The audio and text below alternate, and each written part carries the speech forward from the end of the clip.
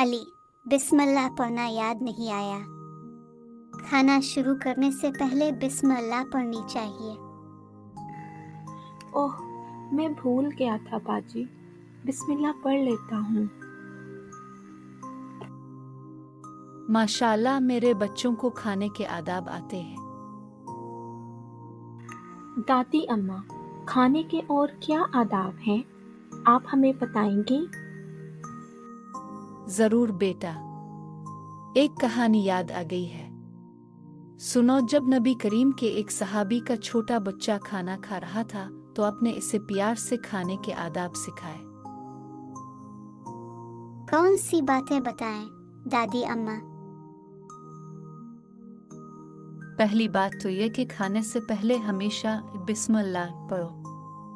दूसरा, सीधे हाथ से खाना चाहिए। और तीसरी बात ये कि जो खाना अपने सामने हो वही खाओ। दादी अम्मा, मैंने बिस्मिल्लाह पढ़ ली और सीधे हाथ से खाना खा रहा हूँ। क्या मैं अच्छा बच्चा हूँ? जी बिल्कुल, तुम बहुत अच्छे बच्चे हो अली। और याद रखो, खाने के बाद अल्हम्दुलिल्लाह कहना चाहिए। ये अल्लाह का शुक्र अदा करना है। दादी अम्मा ठीक कह रही हैं अली। हमें अल्लाह का शुक्र अदा करना चाहिए कि उसने हमें रिस्क दिया। जी दादी, अल्हम्दुलिल्लाह।